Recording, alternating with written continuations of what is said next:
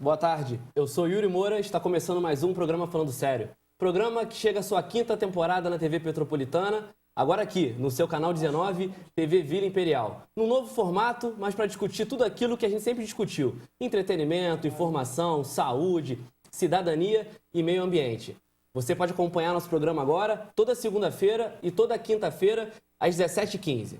E hoje a gente já começa com a nossa já conhecidíssima Patrícia Assis, que é gestora ambiental e também paisagista, que sempre esteve no nosso programa, sempre trazendo novidades na área da sustentabilidade. Patrícia, voltamos para a TV? Voltamos para a TV. Para discutir um pouco mais. Claro, com certeza. Quem conhece o programa já acompanhava que você conseguia transformar todo tipo de lixo, todo tipo de tralha, que às vezes a gente trata assim, a gente em arte. reciclava tudo, né? E no YouTube bombou, as pessoas paravam na rua. Agora a gente vai fazer uma coisa mais formal, mas vamos discutir as mesmas ideias, né? Com certeza.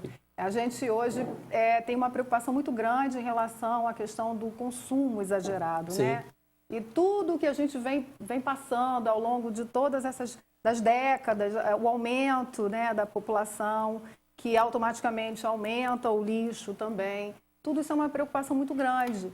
Então, um dos fatores pelos quais eu sempre trabalhei foi a questão da sustentabilidade, do consumo consciente, né? A gente vive um momento, acho que da humanidade, que as pessoas descartam muito as coisas. Você compra um celular, dura um ano. Você troca de carro o tempo todo. Tá tudo muito rápido. Exatamente. O mercado produz e a gente acaba acompanhando. E como é que a gente pode, talvez, criar mecanismos dentro de casa, no nosso dia a dia, como a gente vive, para tentar frear um pouco tudo isso? Porque o que você compra vira lixo. E a gente, às vezes, não para pensar. O que pode ser feito? Em primeiro lugar, a gente precisa ter essa consciência.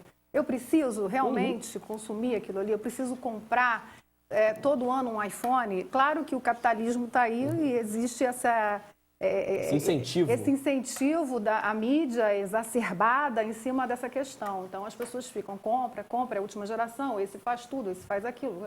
E aí as gerações que chegam querem realmente estar dentro desse parâmetro. Então, o que a gente precisa, em primeiro lugar, é ter essa consciência. O que eu vou provocar, o que esse meu consumo exagerado vai gerar para as gerações futuras. Né? Qual é o impacto que isso vai causar no ambiente, né? Então, a pessoa precisa ter essa consciência. Então, você, por exemplo, o consumidor que pensa, ele primeiro vai olhar, a primeira questão é o preço, a questão do valor. Sim. A segunda questão consciente é a respeito de que forma aquele produto chegou até a minha casa, né? Chegou até ao meu entender, o que eu quero dele. Ele tem uma proposta ecológica, ele é feito de uma forma onde se geram empregos e onde a gente tem um cuidado com a natureza, né, totalmente envolvido. Então, você começa a pesquisar. Por exemplo, hoje você tem empresas que trabalham, vou dar um exemplo, a maquiagem, por exemplo, né? A gente tem empresas que têm uma preocupação com o meio ambiente. Quer dizer, ela não extrapola essa questão, ela respeita isso. E aí eu, como consumidora, me informo e vou buscar esse produto que tem essa pegada ecológica. A gente pode também pensar em formas alternativas de produção. Às vezes a gente se preocupa muito com a marca, o que foi noticiado no comercial, o que está usando no momento. Você pode também, vira e mexe, você entra numa loja, tem um produto exatamente igual ao outro, só que é mais barato. Porque é feito de uma forma diferente. Como é que faz para a gente poder criar isso dentro das pessoas e fazer com que elas também pensem isso no dia a dia dentro de casa? Você citou nos bastidores aqui, o que muita gente sabe que aqui em Petrópolis a gente pode fazer uma coleta seletiva, entregar nos ecopontos. Como você cria o hábito, passando isso para os seus filhos, para o seu marido, para a sua esposa, para que funcione? Em primeiro lugar, a educação. A educação é o carro-chefe de tudo na vida, é o que rege a nossa vida. Quando você tem a questão da educação e você começa a ter o hábito, né, você começa a se modificar. Quer dizer, você nunca vai modificar o outro, você precisa se modificar. E a partir da sua mudança, você começa a gerar nas pessoas que convivem ao seu entorno essa mudança também. Então, por exemplo, na minha casa, em um determinado momento, eu resolvi que eu ia reciclar o lixo. E aí todo mundo começou a reciclar também. Então, quer dizer, os meus filhos hoje não conseguem mais descartar um lixo orgânico junto com um lixo que pode ser reaproveitado. E a gente chama até de um resíduo, né? Quer dizer, não chega a ser um lixo. Né? A gente tem ali o que você está falando, a gente tem passado algumas imagens aí, por que comprar, onde comprar, como comprar, de quem comprar, como usar e como descartar. Se eu preciso realmente, né, naquele momento daquele produto, né? Então é por aí. Isso é uma alternativa, né? Que você gosta bem de fazer. Jardins, são jardins funcionais, a gente pode aproveitar para uma série de coisas, né? Desde móveis, desde produtos para decoração, uma infinidade de inclusive coisas, tem lojas que vendem exclusivamente somente questões, trabalham com a objetos, questão orgânica. Isso é uma coisa também fundamental, é da água, isso né? aí me dói, né? Isso aí eu tenho vontade, eu sinceramente, tenho vontade quando eu vejo uma pessoa lavando uma calçada com mangueira de descer e falar assim, ô camarada, vem cá, a água vai acabar um dia. Ah, mas eu tenho poço, o poço também seca. A gente passou por esse problema aqui na cidade, em São Paulo, no país todo. Parou de chover, acabou a água, não é poço, Não temos água. Isso aí vai ser Aí também outro problema. O lixo que a gente vê hoje. Esse lixo não chegou aí no Rio, não chega no mar. Gerado, Isso Alguém jogou. Consumo, exatamente, exagerado, tá vendo? São essas questões que a gente precisa sempre avaliar. E vira até uma questão de saúde. Hoje nós vamos discutir também depois com o Estevão Scudesi, nosso professor, na coluna de saúde, algumas questões nesse sentido. Mas o meio ambiente não preservado, ele consequentemente gera problemas de saúde, como é o caso aí que a gente tem passado a questão do mosquito nada mais é que o lixo. Exatamente. A proliferação do lixo, né, em demasia, gera o quê? Esse aumento absurdo dos mosquitos e, logicamente, que aumentam as doenças também decorrentes disso, né? E a nível de cidade, de pensamento de gestão ambiental, o que a prefeitura, o que o governo federal, o governo do estado podem criar? Além do que já tem, como você disse, os pontos de coleta seletiva na cidade, exatamente. Se eu não me engano tem o na Mozela, a Condep também aceita ali na sede dela no Quitandinha. Existem as cooperativas, né, que sim. hoje, além de gerarem empregos, né, geram rendas, e elas existem a remanufatura digital, que são esses computadores que entram em desuso, eles são entregues nessas instituições e eles transformam esse aparelho para a inclusão digital. Então, as pessoas que têm uma dificuldade maior em ter um aparelho de última geração, elas conseguem ter acesso a essa questão através disso. Então, você vê como que isso é importante, né? O lixo eletrônico o lixo eletrônico é o mais grave, né? Ele é muito mais grave do que o lixo convencional. Sim. E tem uma legislação que diz que quem vende é obrigado a receber. Então, se eu comprar uma pilha numa loja de eletrônica, por exemplo, eles são obrigados a pessoa que vende é obrigada a receber. O seu celular que você não usa mais por alguma razão, você pode levar até a loja onde você comprou. E pedir, porque assim, eles têm toda a forma correta do descarte. Porque todos esses aparelhos, Yuri, eles têm um produto químico na composição. Eles têm chumbo, eles têm berilo, eles têm o cádmio, eles têm uma série, o mercúrio, que geram problemas gravíssimos no ambiente. Os impactos são assim, enormes. Então, a gente tem a poluição do solo, das águas, quando eles são descartados de forma incorreta. E isso é fundamental. Perfeito, Patrícia. Né? Vai ser bom estar aqui contigo de novo, discutindo. Bom Você vai trazer bastante ideia de reciclagem, de criatividade. Quem quiser pode acompanhar no YouTube o programa Falando Sério, no Facebook também. A gente está organizando as redes sociais, mas tem muito conteúdo da Patrícia lá. Ela vai estar com a gente aqui toda semana ou todo dia. Vamos ver ainda como é que vai funcionar para discutir com a gente meio ambiente, sustentabilidade e como a gente pode contribuir com isso, né? Claro, com certeza. Eu agradeço mais uma vez a oportunidade. E estou muito feliz de participar aqui com essa equipe maravilhosa. Perfeito. Obrigado, Patrícia. Obrigada a você. Daqui a pouco a gente volta com o professor Estevão Scudesi e também com a advogada Gabriela Maldonado para discutir saúde e cidadania. Vamos para o intervalo, o programa Falando Sério volta já.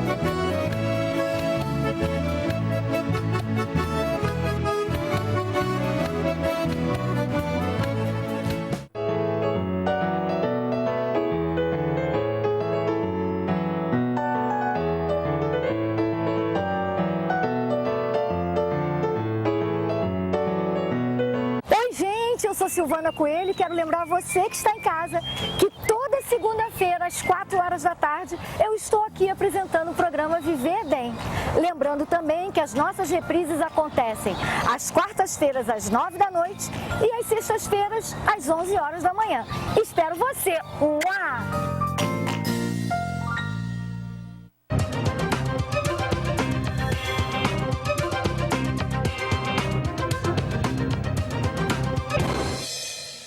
Atenção, atletas! Acontece em Petrópolis, dia 10 de abril, a corrida mais esperada. Petrópolis Itaipava, 15 quilômetros. Participe! Informações e inscrições pelo site www.papaléguas.org. Eu sou o Roberto Costa e tenho muito prazer em estar na sua companhia, aqui na TVI, no Canal 19, de segunda a sexta-feira, meio-dia, com o nosso Cidade e Comunidade. Prestação de serviços, utilidade pública, informação, solidariedade e a sua participação. Segunda a sexta, meio-dia. Reapresentação de segunda a quinta, 11h30 da noite e aos sábados, às 6 horas da tarde.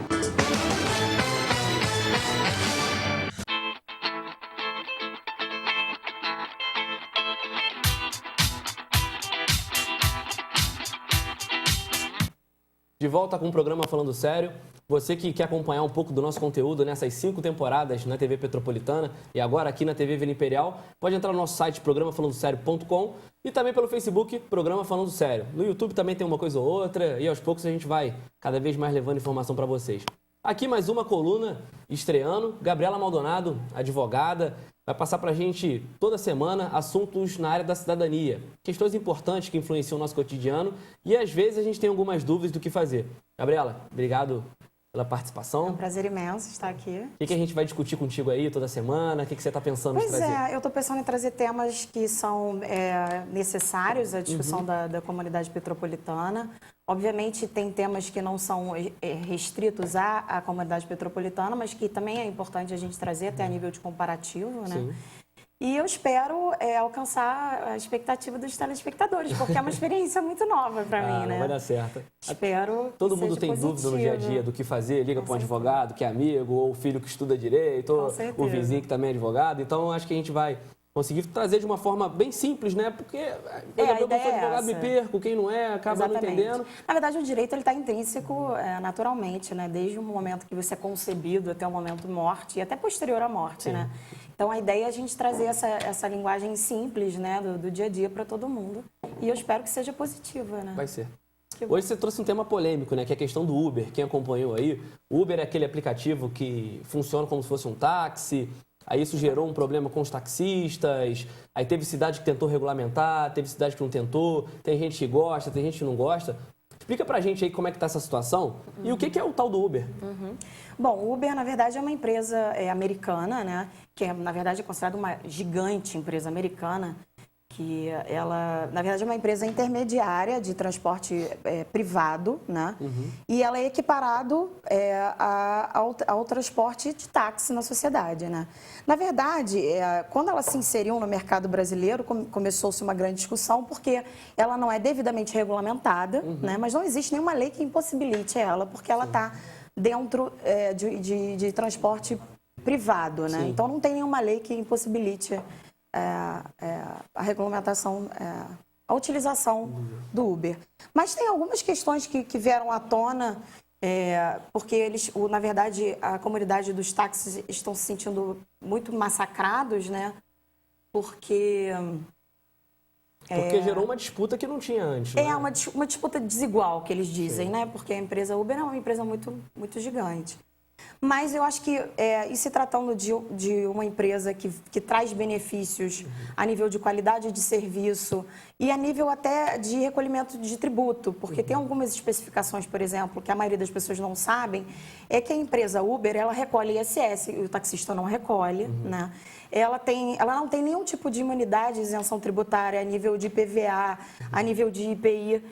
E isso também é um benefício, porque é um recolhimento tributário, que isso tem um retorno para a sociedade, né? Também tem a incidência do recolhimento do IR. Eu estou falando especificamente de tributação, porque é importante para a sociedade. E no sentido do serviço em si? Qual é a diferença de eu pegar um táxi para eu pegar um Uber? Tudo bem que o taxista também vai pelo aplicativo. Hoje em dia você tem aplicativos que chamam um taxista, como você tinha um Disque Táxi antigamente. Mas no sentido de segurança, de responsabilidade, é seguro eu entrar no aplicativo e pedir para alguém buscar sem saber quem é esse alguém? Ou, ao mesmo tempo, como é que eu posso denunciar caso tenha algum problema? Como eu faço um taxista, que eu posso ir na prefeitura, no caso aqui na CP Trans, ou vou na associação, vou na cooperativa. Para quem quer andar, como você se posiciona nisso tudo? Na verdade, eu acho que a grande jogada do Uber, por ser uma empresa de tecnologia, é justamente esse feedback que você tem com o cliente direto, né? Então, por mais que seja um aplicativo, como você tem outros aplicativos de táxi, ela traz a ferramenta do feedback imediato do cliente. Então, isso traz mais qualidade. E tem outra coisa, para você ser uma pessoa que é uma pessoa vinculada ao Uber, né? Por exemplo, eu tenho um carro e quero me vincular ao Uber né, nesse segmento, tem vários pré-requisitos. Qualidade do carro, o ano. Eles acompanham de perto. Acompanham de perto, exatamente. E também a questão eles pedem certidão negativa para você saber se você tem alguma questão criminal no teu nome. Então não é tudo solto como a gente imagina. Não, né? tem várias. Não é à toa que a Uber foi equiparada a uma das grandes empresas de tecnologia mundial, né? Acho que foi 16 bilhões em 2014 que foi o patrimônio. E essa polêmica com os taxistas, o que se deu, o que foi resolvido? A gente viu algumas imagens ali, agora há pouco, falando sobre isso, né? Os taxistas fizeram manifestações, a população ficou meio dividida, né? Porque, por exemplo, eu já olho pelo lado taxista, né? Um sujeito que mora em Petrópolis, assim como quem vai trabalhar para o Uber, mas o Uber não é uma multinacional, o taxista geralmente às vezes é dono do próprio carro. Para quem está de fora e não entende muito bem essa questão legal, a gente acaba tomando o lado dos taxistas, que é o cara que tu conhece, é o teu amigo. E como o que foi resolvido, afinal de contas? Tem cidades que regulamentaram, outras não. Aí também tiveram cidades que o Ministério Público entrou no meio, a Justiça entrou no meio e disseram que era inconstitucional. E agora? O que aconteceu? Na verdade, o que acontece? O Uber, ele não está regulamentado, né? Alguns estados e algumas prefeituras, especificamente, por exemplo, São Paulo, trouxeram isso à baila na questão legislativa para normatização. Só que tem uma especificação na Constituição de que essa regulamentação ela é privativa da União. Entendi. Então, a União, que atualmente é a única que pode regulamentar isso, ela tem que gerar a delegação disso a prefeituras de estados e municípios para que possam regulamentar. Todas essas leis que municípios estão regulamentando são leis eivadas de inconstitucionalidade. Então, se a gente for fazer uma discussão realmente jurídica da coisa, o Uber, ele realmente está num limbo jurídico. Ele vai criar novas prerrogativas. É até onde eu queria entrar contigo para a gente poder encerrar. Até que ponto esse tipo de coisa que aconteceu com o Uber, prestação de serviço, aplicativo, algo mais solto assim, pode ir para outros setores? A gente tem agora já entrega de comida por aplicativo, tudo é aplicativo, né? Você praticamente vive como um aplicativo. A gente está numa área tecnológica, no momento de tecnologia isso pode acontecer avançada, na questão do direito? Como o consumidor pode se posicionar? Para quem ele responde? Para quem ele reclama? Então, a gente teve um grande passo social, que foi o Marco Civil da Internet, que se deu em 2014, salvo engano, a lei, que obviamente teve uma discussão muito grande antes da lei estar em vigor, e ela vem justamente na necessidade da sociedade de regulamentação, inclusive também de abraçar os consumidores para que eles tenham uma resposta e uma fiscalização imediata, né?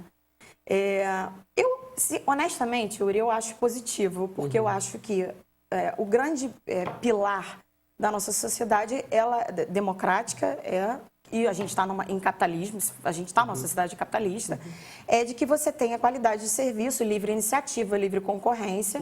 E o Uber, na verdade, ele traz essa questão da concorrência e traz mais qualidade, tanto para o taxista, do trabalho taxista, quanto para outros segmentos, e traz mais segurança para o consumidor, que, na verdade, eu acho que a grande veia disso tudo é o consumidor, né? Sim. É a classe... Ele poder ter opções, seria. Claro, eu digo assim, a qualidade de serviço, né? E a gente tem que pensar num bem comum, não é empresa X ou empresa Y, é o bem comum, né? Socialmente dizendo.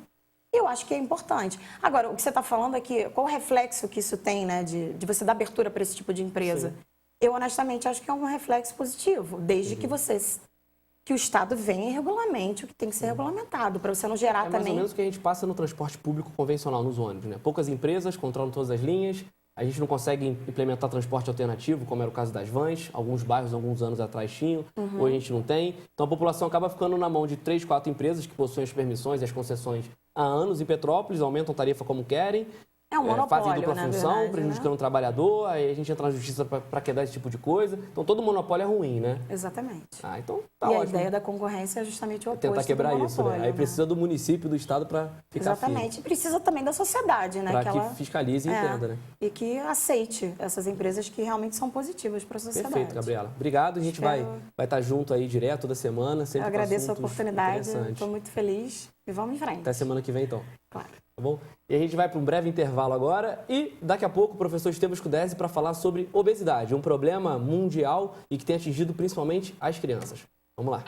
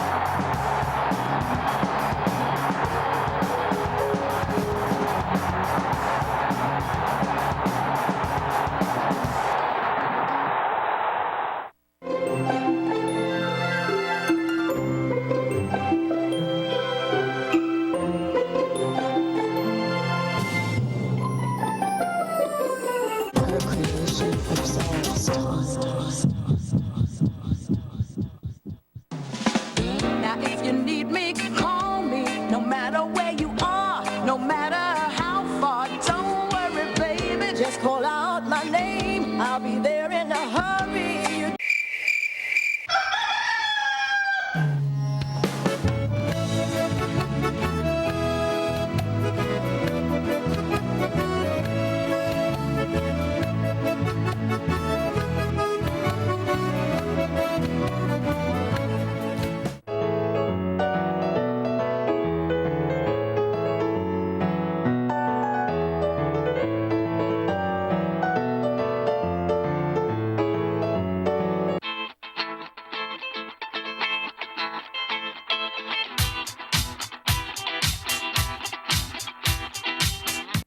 De volta com o programa Falando Sério, e agora a gente recebe o professor Estevam Scudesi, doutorando aí em Educação Física, e quem já acompanhava o programa desde 2011 tinha o quadro Momento Saúde, e agora está nessa coluna para debater com a gente de forma mais teórica o que pode ser feito para melhorar a qualidade de vida, o que a gente faz de errado no dia a dia e tentar melhorar um pouco as coisas aí. Sem dúvida. Estevam, bom te ter de volta. Poxa, para mim é um prazer imenso, né? A gente está aqui de volta ao longo desses 4, 5 anos aí já de televisão, agora numa casa nova. Para mim é um prazer muito grande estar aqui. Não, muito bom. E hoje você traz um tema complicado, que eu acho que envolve vários fatores, até o que a gente estava falando aqui um pouco com a Patrícia, com a Gabi, com a Gabriela Maldonado, intimidade, de questão de forma de viver, de como a sociedade está hoje em dia, que é a obesidade, né? Todo mundo tem pouco tempo para comer, quando come errado, é o trabalho, você tem que levar marmita, tem que levar para esquentar no micro-ondas, aí você não tem tempo de fazer um almoço ou uma janta mais bem preparada, aí acaba comendo na rua, come besteira. E aí, como é que a gente faz? A obesidade hoje no mundo é um problema, no Brasil tem aumentado cada vez mais, e isso se desdobra em problemas de coração, diabetes, ou seja, um assunto complicado que você vai falar aqui, né? Sem dúvida. Você disse muito bem, né? O estilo de vida hoje, né? As pessoas cada vez com menos tempo, a tecnologia ela invade, né, a vida do cidadão comum. E, para você ter uma ideia, nos anos 40, cerca de 80% do gasto energético de um indivíduo era contemplado no trabalho, na atividade laboral. Hoje, 3% da população tem esse gasto completo na atividade do trabalho. São aquelas pessoas que trabalham mais em pé. Então o cara come mais do que ele queima trabalhando. Sem dúvida. Entendi. Antigamente as pessoas trabalhavam de uma forma que utilizava mais energia corporal, ficavam mais em pé, né? Muitos deles trabalhavam no campo, né? Atividade rural, quer dizer, e com a migração para os centros urbanos, cada vez mais a tecnologia e o conforto da vida moderna foi trazendo essas pessoas que trabalhavam no campo, trabalhavam em pé, nas marcenarias, sentadas atrás de mesas, computador e por aí vai. Então você tem um problema grande aí de balanço energético, a pessoa gasta cada vez menos energia e você tem um processo de industrialização na indústria alimentícia que diminui a qualidade da comida. E você processa esses alimentos cada vez mais e aí tem um grande lance, né, que esses alimentos eles vêm com um valor energético elevado, ou seja, altos índices de calorias, porém baixos valores nutricionais. Nem sempre eles vêm com perfil completo de vitaminas, minerais, proteínas. Então, ele é um alimento com muita energia, porém com baixos valores nutricionais. Por isso que acontecem situações esquisitas, vamos dizer assim. Eu tenho amigos que às vezes estão obesos, ou não sei se seria o termo correto, mas estão anêmicos.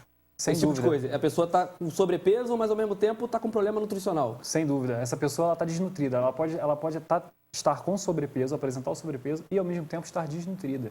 Entendi. Porque ela tem uma carência muito grande de vitaminas, minerais, alguns aminoácidos essenciais também, não essenciais.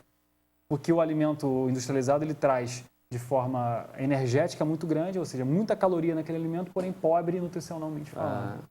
E assim, historicamente, acho que a gente pode olhar o mundo todo, pensa assim. Quando você olha a pessoa muito magra, você pensa que a pessoa está doente. Quando você olha a pessoa mais gordinha, mais redondinha, você acha que ela está mais saudável. Sempre foi assim. A beleza sempre foi muito ligada à questão de ser encorpado. Agora está mudando um pouco. As pessoas estão numa onda de querer ficar mais fitness, mais magras, mais secas. Sim. E como é que você se posiciona nesse tipo de coisa? O que você acha que é o limite correto? Como é que a pessoa pode não ficar também com sobrepeso, mas também não achar que está com qualidade de vida, está bonita esteticamente, pelo padrão, mas também desnutrida e muito magra? Então, essa transição tem mudado, né? Você citou muito bem aí, antigamente, ao longo da história, as pessoas que tinham mais acesso aos alimentos eram as pessoas que tinham mais dinheiro e eram as pessoas mais gordinhas, então aquele bebê mais gordinho... Pegava o dedinho... Exatamente, era tido como um bebê saudável, né? O mais gordinho. Hoje em dia a gente sabe que não, né? E esse padrão tem mudado. Hoje o Brasil, né, é o segundo maior país em número de academias, de centros de ginástica e atividade física no mundo, perde só para os Estados Unidos, né? Fica em segundo lugar. Só que tem um contraponto aí. Parece que nos últimos 20 anos, né, nessas últimas 2 décadas, o Brasil conseguiu combater de forma muito eficiente a desnutrição. Poucas crianças hoje em dia morrem desnutridas, se a gente comparar com a década de 80, por exemplo, que era um problema nacional. Né? Porém, esse aumento do acesso aos alimentos não necessariamente significou saúde. Você salva que a criança não morre desnutrida, porém... Você tem o segundo problema. O segundo problema é que esses alimentos vêm de forma muito barata, processados, e aí, às vezes, o acesso desse pai e dessa mãe, que não tem realmente condição de comprar um alimento de qualidade, você tem um alimento... E às vezes não teve nem acesso ao conhecimento para ver qual é o tipo de alimento com qualidade. Né? Acho que isso aconteceu muito depois que foi implementado políticas como o Bolsa Família, né? Que combateu a miséria no país todo, isso é inegável, independente da posição política de qualquer um. Mas aí já era um segundo problema, porque a pessoa começa a ter, talvez, o dinheiro para comprar, mas a gente também não tem ainda... na sociedade como um todo, independente de classe social, o entendimento do que a gente pode comer de melhor. A gente acaba comprando nugget, comprando mais ovo, fritando tudo. É isso que está acontecendo? É bem por aí, sim. Porque tem o contraponto que você disse para mim, que a gente está ali entre quem mais tem academia, mais ou menos isso, quem mais pratica atividade física, mas a gente também libera o ranking de obesidade, é isso? O Brasil hoje está numa posição bem desconfortável quando se fala de ranking de obesidade. Na verdade, o ranking do sobrepeso geral no mundo hoje, em números absolutos, o Brasil é o 5ª, 6ª posição. E a gente fica atrás dos Estados Unidos, México, alguns países como até mesmo a Índia, que são países com grande número populacional. Porém, parece que realmente esse acesso da população a novos alimentos, essa pessoa que não ia muito no mercado hoje, ela tem acesso, ela quer dar alguma coisa para o filho dela, falta um pouco de educação na hora de escolher o alimento adequado. Até um estudo da Vigitel, em parceria com a UFRJ, mostrou que quanto menos escolaridade, mais hipertensão arterial. Ah, sim. Então, parece que realmente os baixos números educacionais estão diretamente relacionados com valores de insalubridade, como, por exemplo, a hipertensão e a obesidade. E como isso reflete na saúde pública? As pessoas, às vezes, não param para pensar, a gente mesmo no dia a dia, que o que você está comendo vai para o seu corpo e o seu corpo vai responder de alguma forma. Então, surgem o quê a partir daí? Diabetes? Existem causas que a gente pode apontar, causas primárias com relação à obesidade, que seria a hipertensão arterial, diabetes são o carro-chefe, as doenças coronarianas que vêm a partir disso tudo, e aí você vê uma cascata de outros problemas, por exemplo, problemas articulares, problemas de mobilidade, uma pessoa tem dificuldade de se movimentar, tem baixa flexibilidade porque realmente não consegue executar as tarefas como deveria executar sendo mais magra. E entre outros problemas, até mesmo problemas de depressão, problemas de aceitação social.